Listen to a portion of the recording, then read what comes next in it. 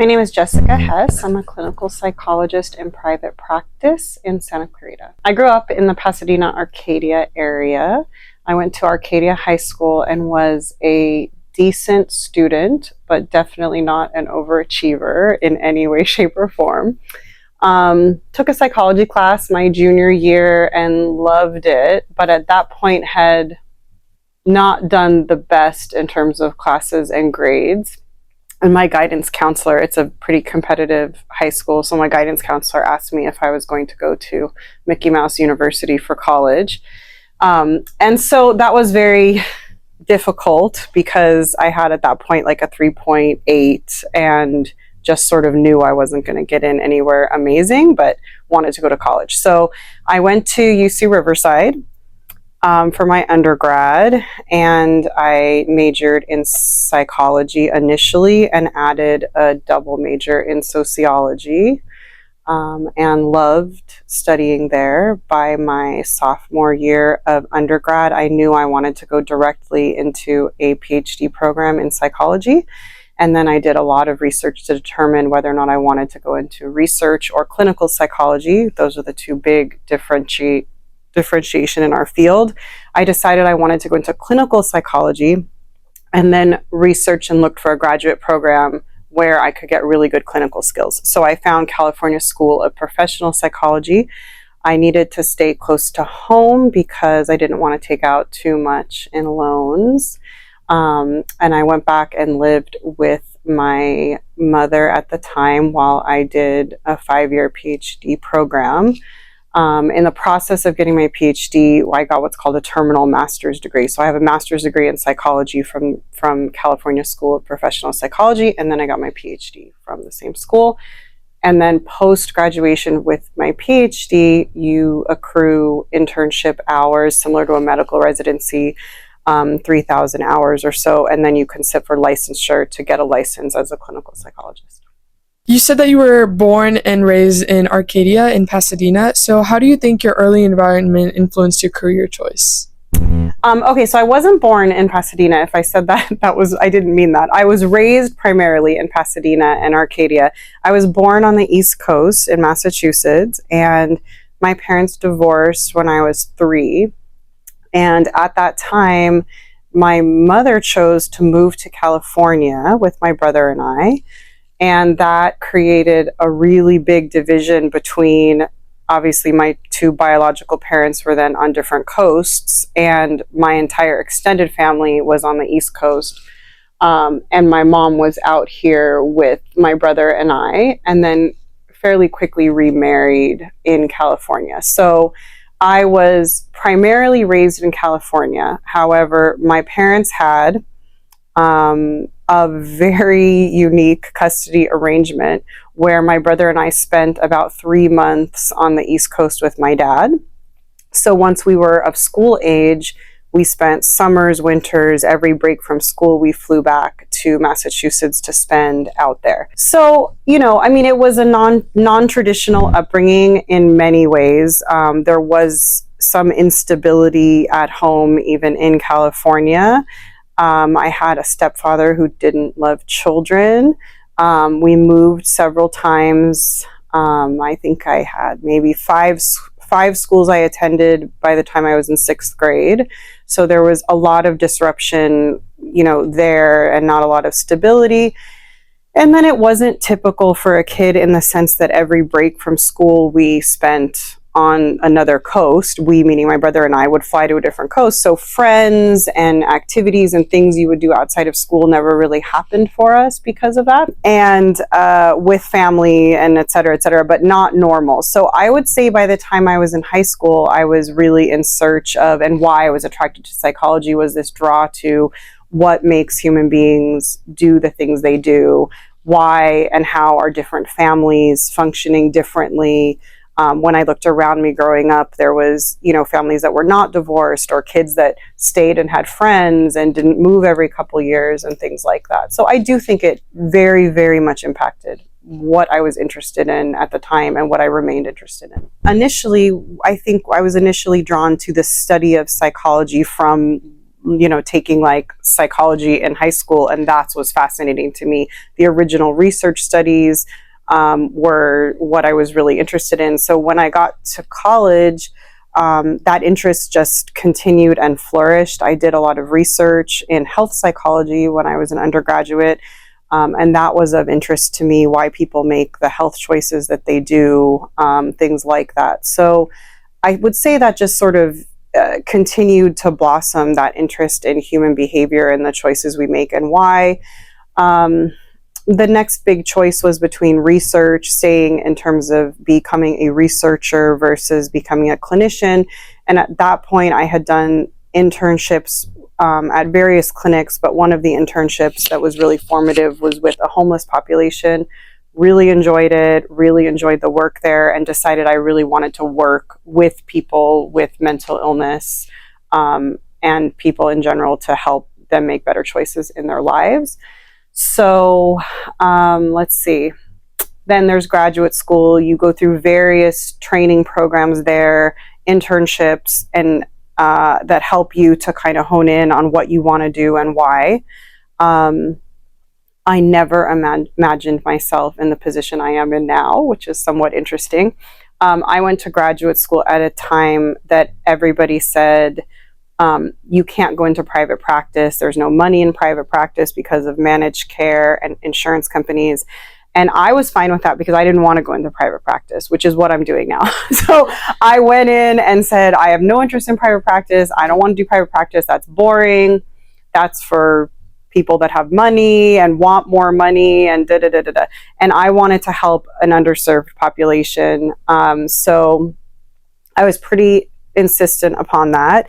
I did most all of my internships in that kind of area. I worked at a VA hospital in Loma Linda for a year and loved it, working with Vietnam veterans primarily and women that had post-traumatic stress disorder, and that was fascinating, and I loved that work. But I didn't love the commute, and I didn't want to stay in Loma Linda. So from there, I moved on to community mental health, and I was a psychologist in a program, an assembly bill that was passed to help homeless mentally ill inmates that were coming out of our LA County jail system. And there was a lot of money at that time funneling in through that assembly bill. So we had the ability to create a really great program, I think, with a team approach to treatment. We had a housing team, and we had psychiatrists on staff, and we had psychologists on staff, and we had various people that were meant to help somebody who is mentally ill coming out of our criminal justice system to get housed, to get medication, to get mental health treatment. So being part of that team was very important to me and probably a highlight of my career, and I worked there for a few years. Our jails in Los Angeles County are our largest mental health facilities, I believe, in our country. They are the largest mental health facilities that we have. So the number of people that you can affect and help in that system is great, and the needs are great. So I loved working in that system. My husband did not love me working in that system. And at that point, I was married. So upon finding out I was pregnant with twins, I was working in Twin Towers in downtown LA, and there was a riot or something that day, and we were on like a 6-hour lockdown, where they basically bring you and they just kind of put you in a room and you have to stay there. I didn't feel like I was in any harm. I came home that day and my husband said, "You've got to be kidding me. You're pregnant. Is this really worth it? Or is this really what you're doing with your life?" But that's where my heart has kind of remained. I would say at that point, I did change careers. I was on a crisis team at that point, working with, I would get a call in the middle of the night. I was on call 1 week a month and would get paged to go out to incidents to respond to people who are suicidal or sometimes homicidal or who needed hospitalization. And I loved that work. But it was no longer conducive really to the family life that I was having. So shortly after that, I went into private practice, and I have been in private practice ever since. Could you share significant milestones or challenges that you faced? I would say one of the biggest challenges for me was what I just talked about related to making choices in my career, not solely based on what I was interested in or invested in, but also taking into account being a woman who was pregnant or having young children at home and how my career was going to fit with family life and my desire to be, a good mom and be around for my kids. That was and remains a challenge for me because I know there were many, many other things within my field with my degree that I would have loved to do, and so that has always been challenging. Milestones, finishing graduate school, completing a dissertation, and I loved school, loved school, loved graduate school, loved what I was learning, was invested and passionate about the topic, but I used to say all of the time I so looked forward to like the Christmas break that I didn't have like the paper just lingering over my head, like the break where you could really say like I am on vacation and I am on a break. And I, to this day, every time I go on vacation, tell myself how grateful I am that I'm not in school anymore. What are your primary responsibilities in your office and how long are your office hours? Okay, so I work part time. I have always worked part time since my children were born 15 years ago. I see between 20 to 25 clients a week here in this office, which probably amounts to 30-ish hours of actual work. What's fantastic about private practice and what I'm doing now is I get to create my own hours and my own schedule. So, I mean, obviously, one thing about being in private practice is you need to be able to see people when they're available. So, kids are in school for a certain number of hours, and many people work daytime, working hours. So, one night a week I work. I could work every night during the week because that's a highly sought after time. After school hours are highly sought after. But I mean, the great part is I can create my own schedule and work as many hours as I wanted to. Really, the need in Santa Clarita for psychologists is great. So there's always a waiting list. There's always people I turn away. There's always need. But I chose basically to work part time. So that's where I am now. My mom worked a lot. We were the last kids picked up from daycare. We were the first kids dropped off every day. And one thing when my husband and I were talking about having children that I said was I would not have children unless I was going to be able to be around for them. So that was really big in my life. I went to school a long time for my career and I knew that. But I also knew that if I was going to make the decision to have a family, that I wanted to be around, meaning I want to be able to pick them up from school most of the time. I didn't want them in daycare for long hours. Not that there's anything wrong with that, but that was not going to be my choice that I was going to make. So working part-time definitely helps with that. My kids come first. They always have since I had them. I have fluctuated office hours and work based on their needs and how much I'm needed at home or for different things that, are happening in their life. Now that they're all three teenagers, they're a lot more independent and I can be at work a lot more of the time, but I also still want to be around. So my kids are really my first priority. I could work a whole lot more, but I think partly my own childhood and history plays into my real need to make boundaries around being a mom first. What are your short-term and long-term professional goals and how do you plan to achieve them? Short term is I have 3 kids that are gonna be in junior high and high school, and I will stay put and not do too much. Work as much as is possible and kind of stay right here. So not much I think is changing in the short term.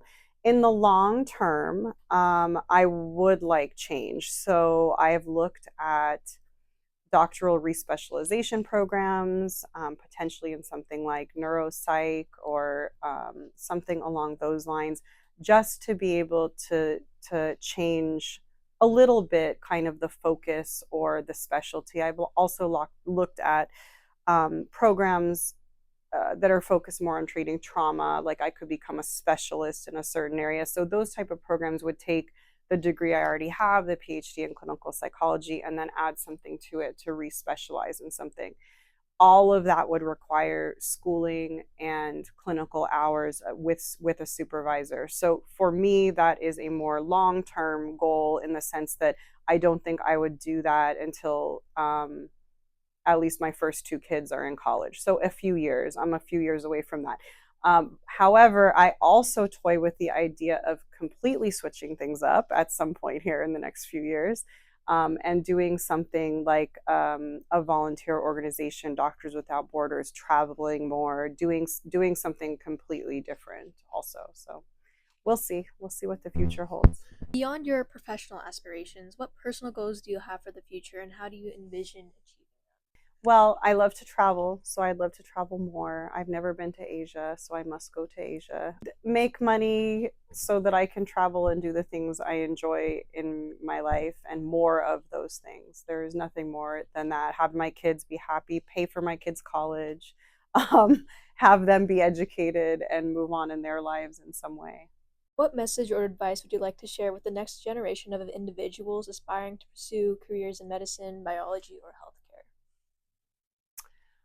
So I think our healthcare system is pretty broken. So I think I'm hoping and hopeful that the next generation can do a better job of integrating care, would be what I would hope for at this point. I think where I sit now, and after practicing in my own field for 20 or more years, it feels very isolated in many ways, meaning each doctor or each profession is really good at treating one thing. I'll give you a really good example. My dad was in the hospital recently with multiple problems in multiple systems, but to make a long story short, the nephrologist came in and said, your kidneys were in failure, but they're doing just fine right now. And I said, why in the world were his kidneys in failure? And he said, well, that has to do something with his bladder. And I said, well, what are we going to do about that? And he said, well, he needs to see a urologist for that.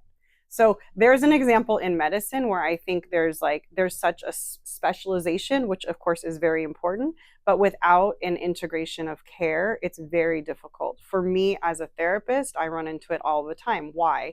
Because to me, we are one being that needs to be treated, and with multiple systems, yes. But when I see a kid that's struggling with addiction or an eating disorder or an impulse control disorder, that doesn't just have to be a mental health issue. That's also a medical issue.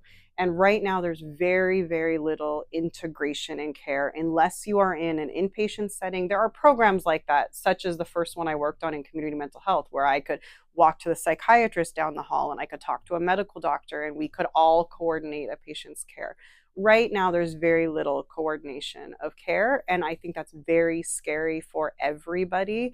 And I'm hoping future generations will address it in a different way. I'll give you another example just because it's an interesting story.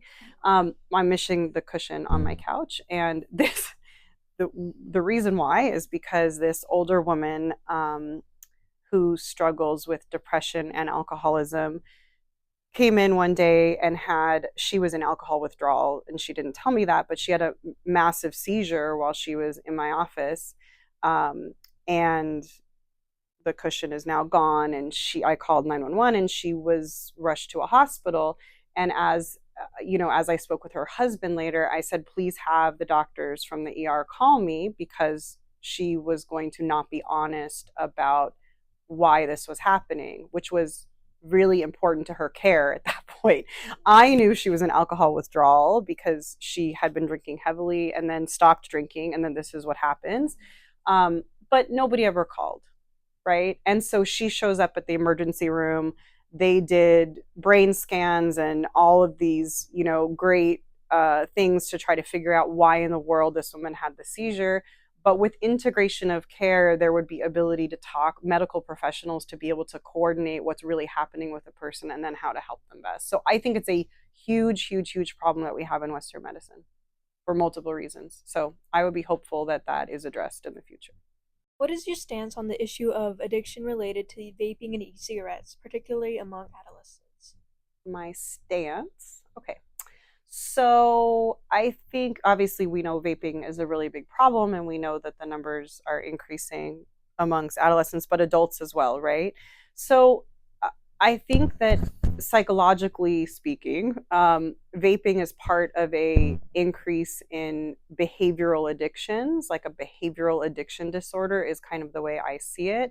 Um, so if we like zoom out from just looking at vaping and why people are vaping, we zoom out to this a greater increase in a number of disorders that are related to vaping as a behavioral disorder. So I would put it in the same category as things like addiction to social media, gambling, sex, internet, cosmetic surgery, obsessiveness with TikTok, Facebook, posting pictures in a certain way. That's a big thing that we're seeing. But it's a behavioral disorder of sorts, right? And the increase in vaping is related to this impulse control disorder. There's very little self-control, so much so that I have had in the last year at least 3 young teenagers in my office say, but can I just vape right now? Right, so that's the first time in my career that that's been like because they see it as so there's also that perception then of just like I can just do it anywhere at any time, which is not true of cigarettes anymore, right? Another differentiation between cigarettes and vaping would be that a young person sees it as like you can walk into a building, you can take a puff right there, and and somebody said to me, "Well, you won't even know," and I was like, "Yeah, but you just can't. Like that's not what we're doing here."